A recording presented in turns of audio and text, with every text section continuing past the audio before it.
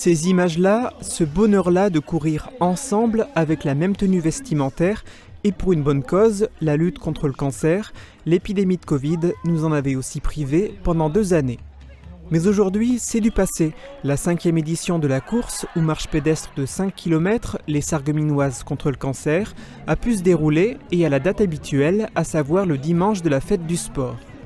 Contrairement aux éditions précédentes, la participation était néanmoins plus faible.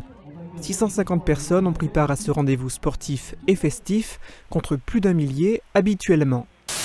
Ces jours de fête au lycée Tessier, il y a 30 ans, la première génération de lycéens prenait possession des lieux. Pour les élèves nés avant 1976, cet établissement était le collège, connu aussi comme le Bleu. Pour aller au lycée, il y avait 3 alternatives. Entrer dans le privé à Saint-Augustin, faire le lycée professionnel au Schweitzer ou partir à Sarreguemines en internat.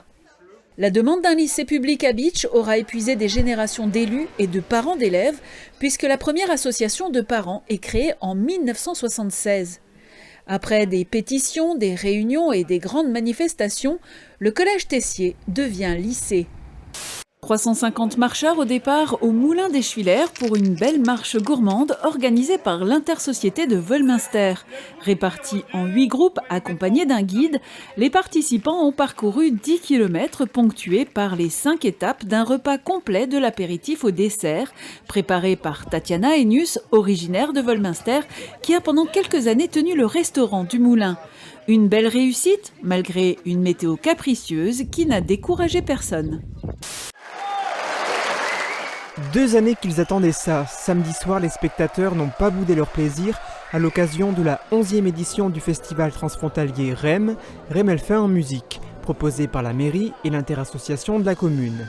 Il s'agit d'un événement caritatif organisé au profit de l'association Agir Ensemble qui achète du matériel médical pour les personnes atteintes de cancer à l'hôpital Robert Pax. Après 2 ans d'absence, les organisateurs ne savaient pas trop à quoi s'attendre. De ce fait, le festival ne se déroulait que sur une soirée, avec seulement 2 groupes. Rassembler, voilà le maître mot de la Colruyt Eugem Cup qui a réuni 550 jeunes footballeurs de 20 clubs de la région. Rassembler, l'Eugem sait le faire puisque cela fait plusieurs années que l'entente jeune Est-Moselle a réussi à regrouper sous un même maillot les clubs de Nousviller, Médecin, Roulin, Ypelin, Farchevillers, Dibelin et Houndelin.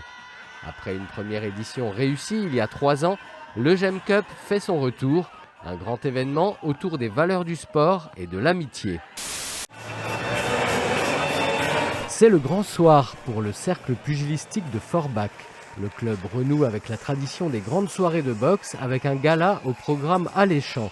Un ring flambant neuf, inauguré le jour même, a été installé au COSEC du Wiesberg. Dans les vestiaires, Artak Gasparian est à l'échauffement. Le match du poids lourd forbachois est l'un des plus attendus de la soirée. Vendredi dernier, les Forbachois ont pu profiter d'un pain au bon goût de philanthropie. L'association Pain du Cœur, comme chaque année, a organisé une collecte de fonds pour une bonne cause. L'année dernière, c'était en faveur des plus anciens avec un chèque de 1 000 € remis à l'EHPAD Bauer. Cette année, c'est pour les enfants avec la création d'un livre inédit.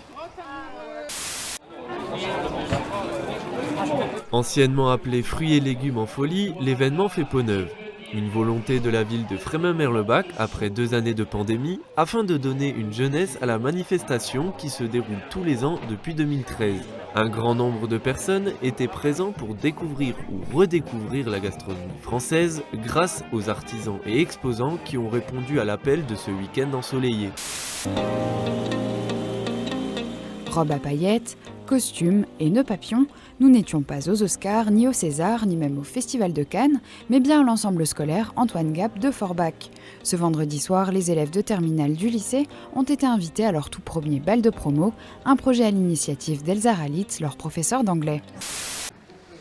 La mairie de Homboureau a accueilli ce mardi la restitution du rapport sur la politique de la ville. Autour de la table, élus, bailleurs, responsables de la mission locale et des centres socioculturels ont échangé sur la base des propositions retenues. 24 membres, issus de territoires différents, ont mené des consultations avant de rédiger le rapport. La réunion était présidée par la députée Hélène Zanier, vice-présidente de cette commission.